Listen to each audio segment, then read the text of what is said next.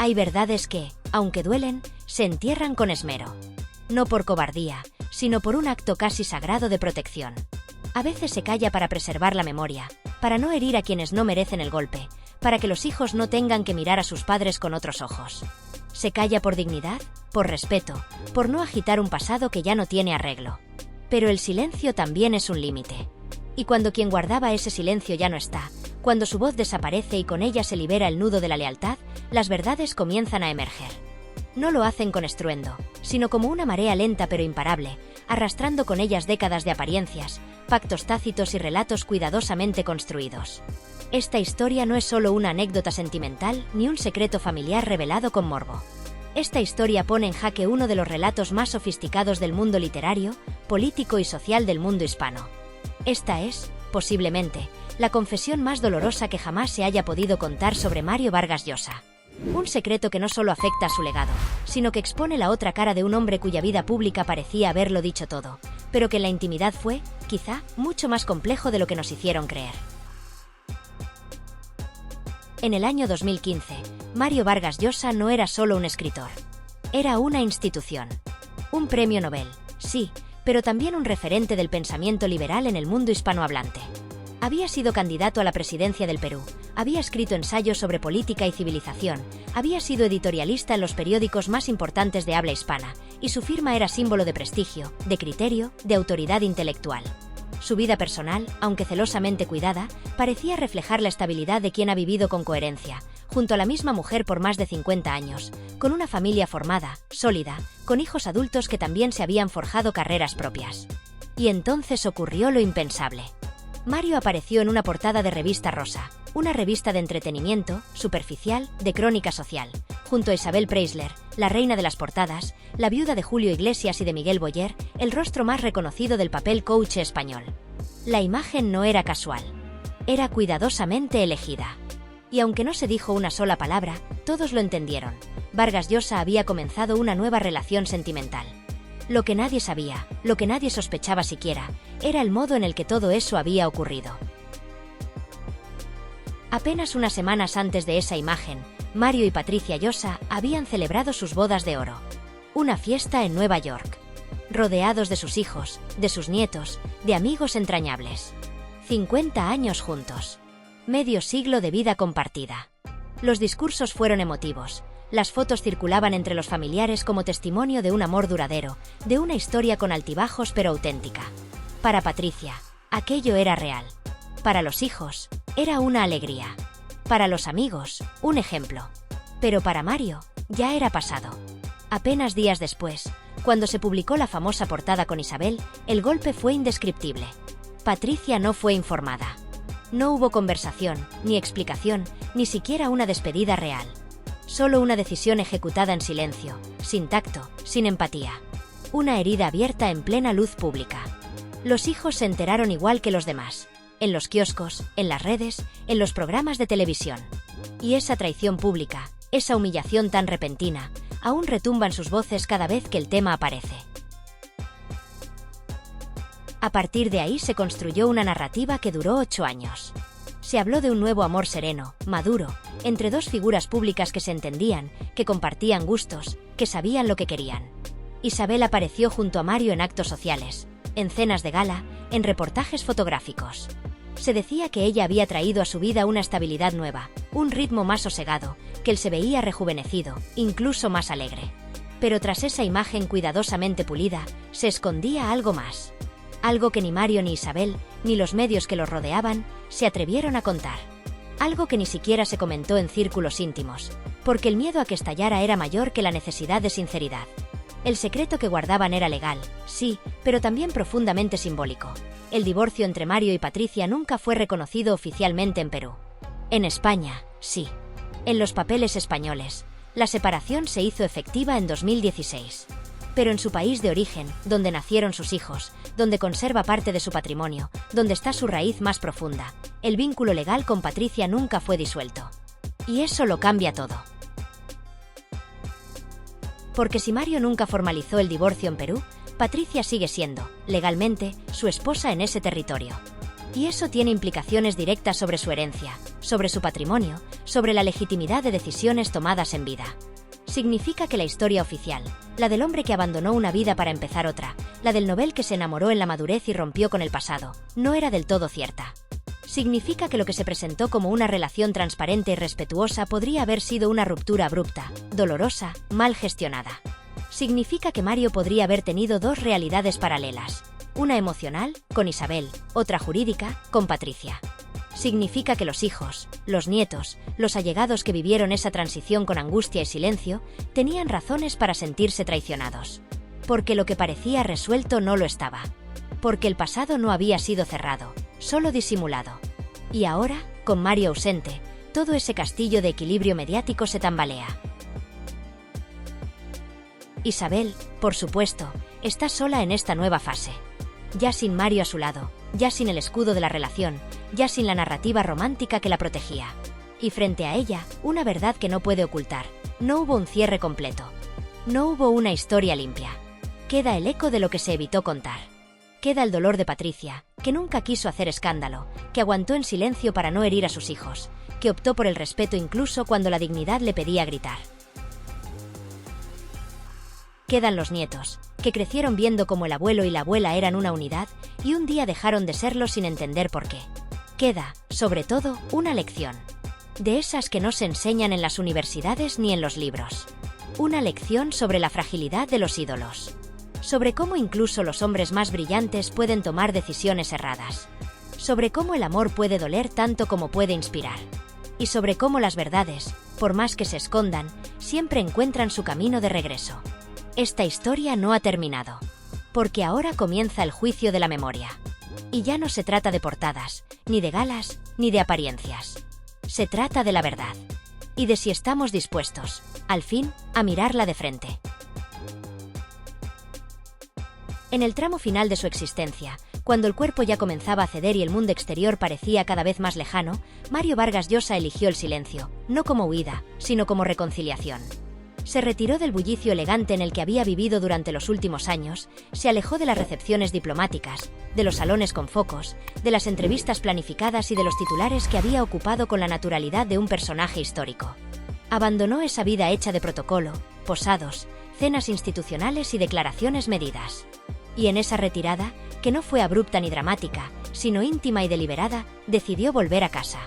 Pero no a cualquier casa, volvió a Lima. A esa morada silenciosa en la que había vivido gran parte de su vida con Patricia Llosa, la mujer con la que compartió más de medio siglo de vivencias, viajes, triunfos, decepciones, familia y memoria. Ese regreso no fue un gesto nostálgico ni una casualidad. Fue una declaración de intenciones. Mario sabía que el tiempo se agotaba. Y cuando la línea entre el pasado y el presente se hace delgada, uno vuelve a lo esencial, al origen, a lo que nunca dejó de ser parte de uno. En ese retorno, el entorno era completamente distinto al que había conocido en los años recientes. No estaba Isabel Preisler, y eso no fue fruto de la distancia ni de la casualidad.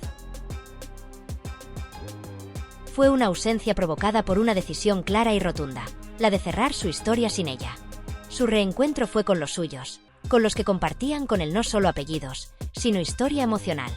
Se reencontró con sus hijos, con sus nietos, con los silencios compartidos que solo existen entre quienes han pasado juntos demasiadas tormentas. No hubo flashes, ni cámaras, ni testigos mediáticos. Solo encuentros reales, conversaciones privadas y una calma profunda. En ese clima, según testigos muy cercanos, Mario comenzó un proceso de sanación íntima. No buscó redención pública ni un perdón grandilocuente. Pero sí ofreció palabras humildes. Pidió disculpas. A Patricia, a sus hijos, a sus nietos. Reconoció errores. Admitió decisiones dolorosas que quizás, con el tiempo, entendió como equivocaciones profundas. Agradeció la paciencia que todos ellos habían tenido cuando él, siguiendo otro rumbo, los dejó sin mapa ni brújula. Y esas palabras, que no llenaron titulares ni ocuparon columnas de opinión, fueron quizá las más importantes que pronunció en los últimos años. Porque no fueron discursos, fueron confesiones. No fueron ensayos, fueron gestos de humanidad. Pero no solo pidió perdón, también tomó medidas. Consciente de que su legado excedía lo literario, decidió organizar, ordenar, delegar. Su legado intelectual, económico y simbólico necesitaba un guardián. Y ese guardián fue Álvaro Vargas Llosa, su hijo mayor, al que muchos consideran el más cercano en visión, en espíritu, en carácter. Álvaro no fue solo el elegido por cariño, sino también por competencia. Durante años había actuado como intermediario, como figura de equilibrio entre su padre y el resto del clan familiar. Mario lo nombró gestor de todos los derechos de su obra, desde Mystic Copyright, la firma encargada de administrar su producción, hasta la custodia del testamento final.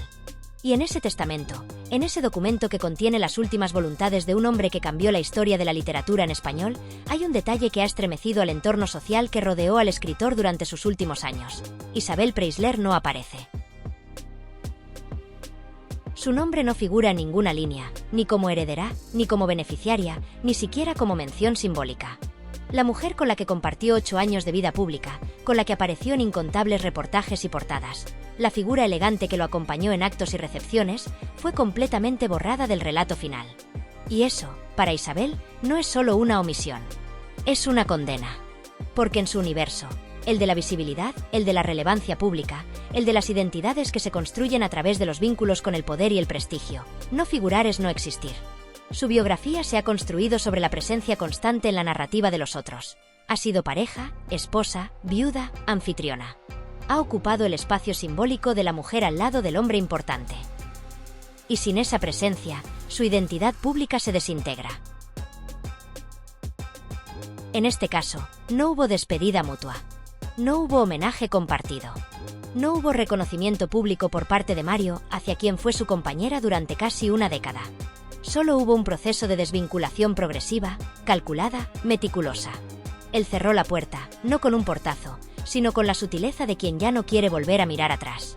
Su decisión de excluir a Isabel no fue solo legal, fue profundamente simbólica, porque implicaba negar la legitimidad emocional de una etapa entera de su vida. Y lo hizo con total conciencia.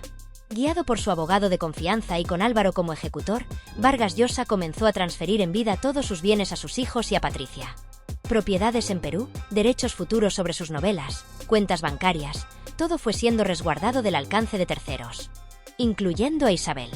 La herencia, aunque formalmente aún no se haya leído de manera pública, ya está repartida en los hechos. Todo está documentado, firmado, sellado. No queda nada al azar. Y en ese mapa patrimonial, Isabel no tiene ni un centímetro. No hubo bienes compartidos. No hay cuentas conjuntas. No existe ninguna propiedad a su nombre. Y lo más doloroso de todo no es la pérdida material. Es la pérdida simbólica. Es no haber sido parte, finalmente, de la historia que creyó escribir junto a él. Porque si algo quedó claro en estos últimos meses es que Mario tomó control de su legado hasta el último día. Decidió con quién estar. Decidió a quién dar las gracias. Decidió qué capítulo cerrar y qué vínculo preservar. Y lo más importante, decidió cómo quería ser recordado. En las cartas privadas que habría escrito a Patricia, y que podrían ver la luz próximamente, hay palabras que cambian el relato entero. En ellas, según fuentes muy cercanas, le pedía perdón. Le agradecía su constancia. Le reconocía haber sido su único y verdadero hogar. Si esas cartas se hacen públicas, el relato romántico de los últimos años se desploma. El amor sereno con Isabel se convertirá en un paréntesis fugaz. En un error sentimental. En una etapa que Mario, de forma inequívoca, decidió borrar. El impacto no es solo emocional. Es político. Es cultural. Es literario. Porque el legado de Mario no es un testamento cualquiera. Es la memoria de uno de los mayores intelectuales de habla hispana. Y quien controla esa memoria, controla también la narrativa futura. ¿Qué libros se reeditarán? ¿Qué entrevistas se rescatarán? ¿Qué versiones serán las oficiales? Y en esa construcción, Isabel no está invitada. No participa. No aparece. El silencio que ha mantenido desde la muerte de Mario no es dignidad, es orfandad simbólica. Está fuera del guión. No tiene escena. Y en su mundo, eso es la mayor derrota. Mientras tanto, Patricia Llosa ha vuelto a emerger. Sin dar declaraciones. Sin buscar portadas. Sin hablar. Pero su sola presencia los últimos días de Mario en Lima, rodeada de hijos y nietos, ha reescrito por completo el epílogo de esta historia. Porque Mario no murió en una casa de celebridades. Murió en su hogar. Entre los suyos. En el lugar donde los afectos no se simulan. donde no se necesita posar para saber quién importa. Y ese gesto, ese último acto, ese cierre sin artificios, ha sido más elocuente que cualquier discurso. Lo que queda, entonces, no es una historia de amor entre adultos bien vestidos. No es una relación mediática interrumpida por la muerte. Lo que queda es la reafirmación de una verdad íntima que sobrevivió a las apariencias. La historia verdadera de Mario Vargas Llosa no se escribió en las revistas. Se escribió en los gestos finales, en los silencios elocuentes, en los nombres que figuran donde de verdad importa. Y en ese registro eterno, Isabel quedó fuera.